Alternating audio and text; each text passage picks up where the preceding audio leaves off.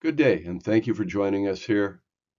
My name is DJ Lawrence, President of Pretect Protection Services. I appreciate you taking the time to be here. Today we're going to talk about personal emergency preparedness, practical, calm, trauma-aware strategies to help you and your family stay safe during a wide range of disasters. We'll spend about an hour together, and I welcome your questions. If you're online, feel free to use the chat.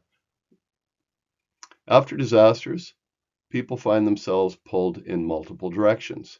You may have a role at work where others rely upon you. You may be an educator, healthcare professional, first responder, or support staff, or any job where someone is counting on you.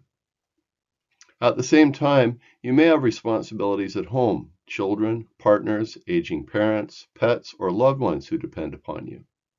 That internal conflict, do I stay and help here, or do I get home to my family, is real and it's very heavy. My goal today is to give you tools so that you and your family have a plan. You know what to expect from critical infrastructure, and you have the best chance of reconnecting and communicating during a disruption. Whether you're in a mission-critical job or caring for loved ones, being prepared helps you stay to help longer, return to normal sooner, and experience a better psychological outcome. Before we get started, a quick check-in. No pressure, but just raise a hand, or if we're online, use an emoji. Who feels like they know a bit about being prepared? Who has an emergency kit? Who feels well prepared at home and at work? And who has no idea where to start and just needs a beginning point? Wherever you're starting from, you're in the right place. I want you to feel good about your preparedness when you leave, confident that you're prepared. And if you don't, I will work with you personally to get you there. This matters. It matters to me. It will matter to you and your family. This session is practical, calm, and trauma aware. No graphic content, no fear tactics. Just clear, simple actions you can remember under stress. Preparedness isn't paranoia, it's professionalism. It's how we reduce fear, increase safety, and protect each other. Thank you again to my team and the session organizers for bringing this training forward.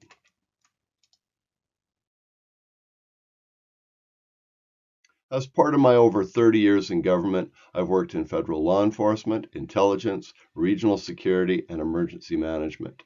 I've served as a federal incident commander for 24 years and have responded to and led disaster responses both in government and with international relief organizations. I've also done humanitarian work overseas, including 2 deployments to the developing world. Most recently, I was part of a team in Cambodia where we built 90 houses for families in need. I get genuinely excited about teaching people how to stay safe, so forgive me when I geek out on this topic. It can be dark at times, so I use a bit of humor to keep things engaging, and I'll apologize for my humor in advance. But I want to be clear, fear is a terrible teaching tool. I was a primary customs superintendent at Vancouver International Airport on September 11th.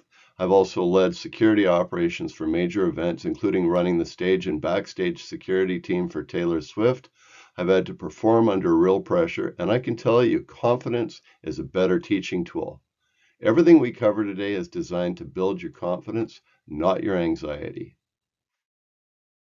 Here's what we're going to cover today. We'll start with the purpose of the session and why preparedness matters, then look at the different roles we hold at home and at work. From there, we'll walk through how to reconnect with family during disruptions, how to choose meeting points, and how to use out-of-area contacts effectively. We'll spend time on emergency kits, not just the home kit, but grab-and-go kits, work kits, vehicle kits, and pet kits. We'll talk about food, water, and essential supplies, and then look at how to secure your home and reduce hazards. We'll also cover utilities, gas and electrical safety, and what to do if disaster strikes while you're at work. Then we'll look at planning for children, seniors, and vulnerable people, as well as for pets and evacuation considerations.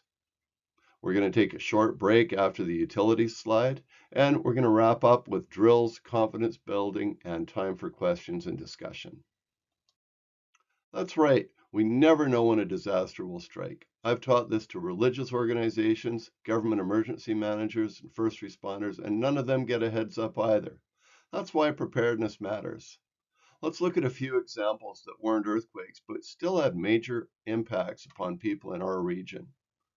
The Porto landslide is a great example. The day before, there was 45,000 people on it heading home from the Pemberton Music Festival where I was a manager.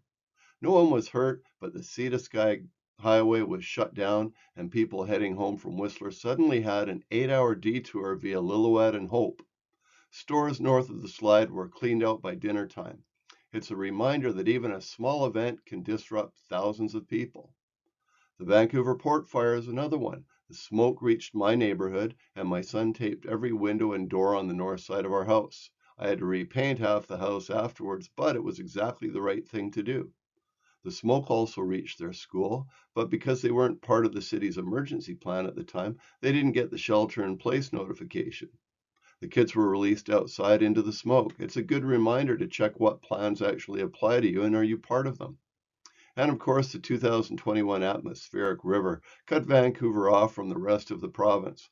Highways were closed, communities were flooded, and supply chains were disrupted. I led the Red Cross deployment in Abbotsford, and the scale of flooding was overwhelming.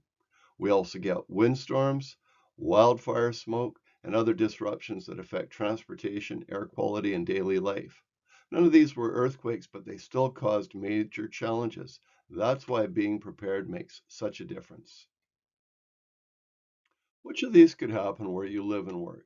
We could face any of these in the area in and around the Vancouver region or across the province. Any emergency near your home may not affect you at work, but you still need to be aware of it. For example, if you cross a bridge to get home and that bridge is closed, what options do you have? Almost the entire coast is an earthquake zone. Power can go out anywhere, of course. Even my downtown Vancouver office had the power out for 3 days. Pandemics have been on my hazard list since I started teaching this in 2007, and I remember masking up at the airport during SARS when I was in law enforcement. Armed assailant incidents are on the list because they do happen in and around Vancouver, and many don't involve firearms.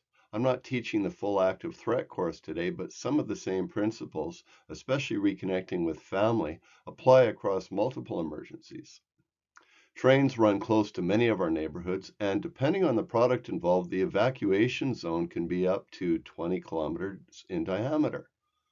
Gas leaks happen. Quesnel is a good example where a city block was destroyed. And terrorism isn't just something that happens overseas. It can affect travel, holidays, and major events here in Canada. And of course, who noticed zombie attacks? If that's what gets you thinking about evacuation routes and where you'd go, then it's doing its job. The point is to start thinking about the hazards around you and how you'd respond. One of the most important parts of family preparedness is choosing your meeting places. You want to have three of them. First, choose a spot just outside of your home, somewhere safe to gather if you need to get out quickly, like after a fire alarm. However, if you live in a densely populated area such as apartment towers, maybe just down the street so that there aren't 500 of you hanging out to that one tree out front. Second, choose a meeting place within walking distance. This is for situations where you can't get back to your home, but you can still move around your neighborhood safely. A friend's house is great, or a coffee shop or gas station will do. Third, choose a location farther away, 5 kilometers or so, in the direction you'd evacuate the area anyways. This is for larger scale events where your neighborhood might be inaccessible or where you need to reconnect after evacuating in different directions. Make sure everyone in your household knows these locations. If you have kids, seniors, roommates, or extended family nearby, make sure they know about them too. Use pre-designated locations to meet, such as the northeast corner. You can use that anywhere in the world, whether for a tsunami or active threat event. Once you're safe, you need to reconnect. So head to that northeast corner of the venue, the hotel, or other location. If you're heading home on foot and your normal route is blocked, take the route you normally would be driving.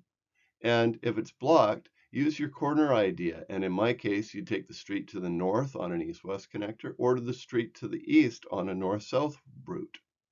Nobody went to Las Vegas expecting an active shooter or Indonesia expecting a tsunami. You need to know where to reconnect. You don't need to recreate these situations, but they're good reminders of how quickly people can become separated and how important it is to have a plan. The goal here isn't fear, it's clarity. When people know where to go and how to reconnect after an event, stress drops dramatically and improves the outcome. Let's talk about post-disaster communications. You want to select a friend or family member who lives outside the likely affected area. For Vancouver, that usually means someone north of Whistler or east of Hope. Overseas contacts or anyone across a border are not ideal. International networks get overloaded and there are choke points in that infrastructure. Make sure your contact knows their role. They're your communications hub. Don't call them unless it's life and death in the first while. They can do research for you more easily. They can field calls from all your relatives. Tell your relatives to call your contact, not call you. You're going to be busy enough. If you still have a landline at work or at home, hang them all up.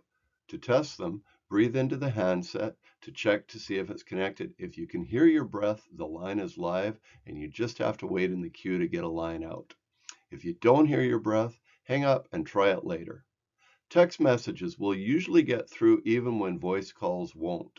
Avoid high bandwidth activities on your cell phone. If you use social media, post a simple status update so people know you're safe. My wife thought that meant seeking handsome firefighter. No, just tell them you're safe. And finally, write down the phone numbers you need.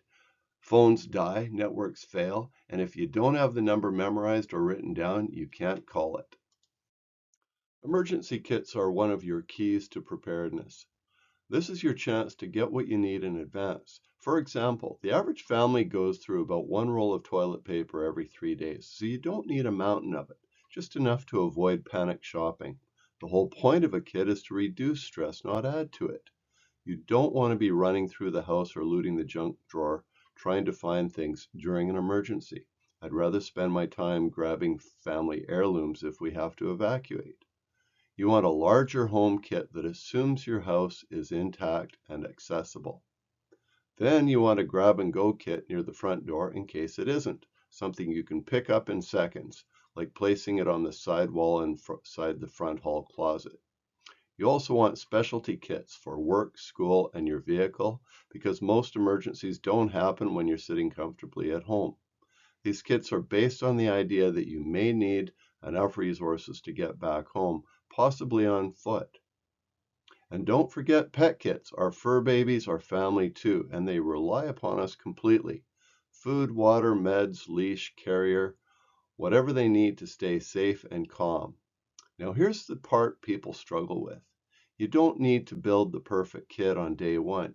You just need to start. There are a million excuses and a million types of kits, but the only bad kit is the one that you never build. You do not want to be lining up at a pharmacy for symptom suppression medications, toilet paper, tarps, or tools after the disaster. If you spend about $5 each time you go grocery shopping, in 3 months you'll have a great kit. Grab an old backpack, a shopping bag, anything. It doesn't matter what it looks like. What matters is that you have a focal point to put things into. Start by culling a few items out of your junk drawer and other spots around the house. Add a couple of things each week. If you don't do it by this weekend, you'll probably still be thinking about it when disaster strikes. So get on it, set an alarm on your calendar. The goal isn't perfection, it's progress, and you can do it. These kits should be easily accessible and ready to grab if you are evacuated. Every member of your family should have their own kit. Adults, teens, children, anyone with specific needs. Each kit should include the basics: water, food, light, warmth, communication, and anything you personally rely upon day to day. The goal is to avoid running through the house or tearing apart the junk drawer when you're already stressed and in a hurry. If you or a loved one relies upon medication, talk to your doctor or pharmacist about how to safely store prescription medication with a 3-day supply. And if it's someone's life that depends upon that medication, I'd personally store more than 3 days. During a pandemic or major disruption, you don't want to be lining up at a pharmacy with a crowd of sick people. Get symptom suppression medications before you need them. Pain, fever, cough, inflammation, stomach issues, and sanitation products. These are all things that make a huge difference when you're uncomfortable, stressed, or can't or shouldn't access a pharmacy. Each kit needs a bit of money because our entire banking system is predicated upon electricity and the internet. Keep a candle, lighter, and tin can in each kit. A candle won't heat your car, but put it in a tin can and it will radiate much more heat and be safer. The idea is simple. Build kits that support you wherever you are, at home, in your car, or on the move, so you're not relying upon luck when something happens.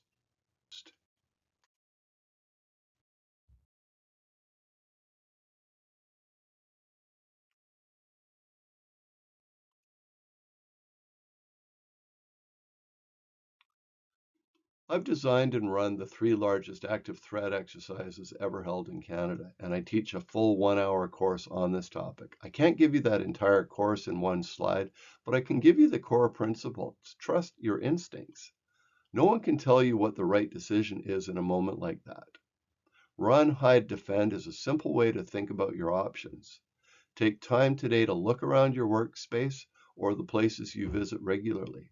Notice your exits. Notice where you could take shelter and what could help you create a barrier. And one key point to make note of, in the United States, where we take our statistics from, there has never been a fatality behind a locked, solid door in an active shooter event. That tells us something very important about the value of barriers and secure spaces. If you want to go deeper, I post weekly free security and emergency tips on my website, including simple ways to improve your safety in everyday environments.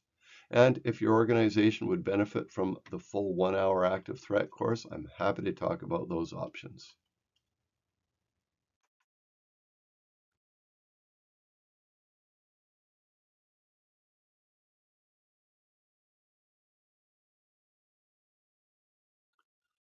So the floor is open for any questions you've got. I want to thank you very much for allowing me to join you today, and thank you for those that helped organize this.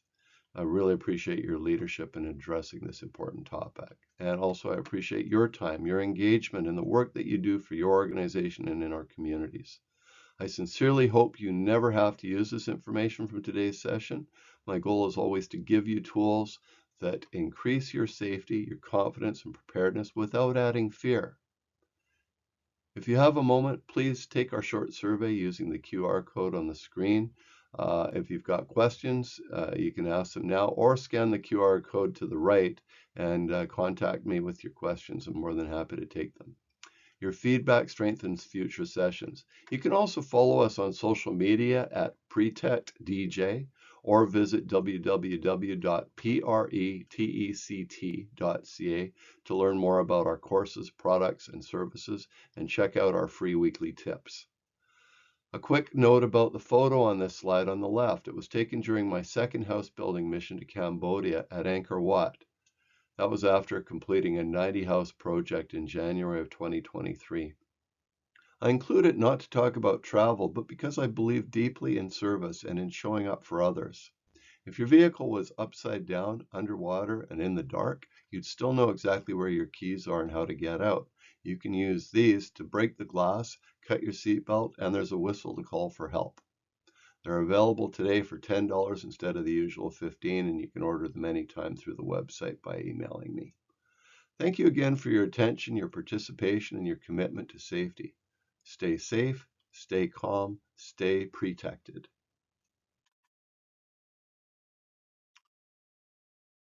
Here's an opportunity to save yourself and save your family's sanity because you weren't prepared. You know exactly how this goes. Yes, dear, I know I should have been prepared, but Jeopardy was on.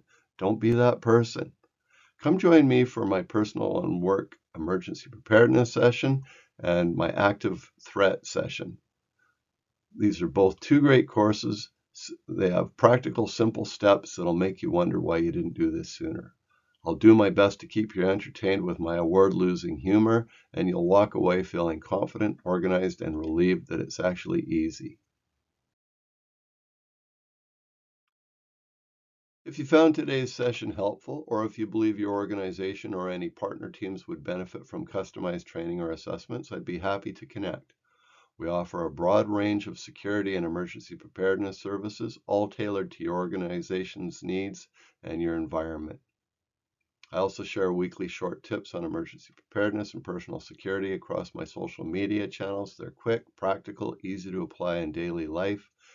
Please follow along and stay engaged. And as you leave today, remember, take a moment this week, explore your workspace, identify exits, consider hiding and blocking options, emergency options, your emergency kit, how you would get home in an emergency, and think ahead about what you can do to increase your survivability. Thank you again for your time and attention.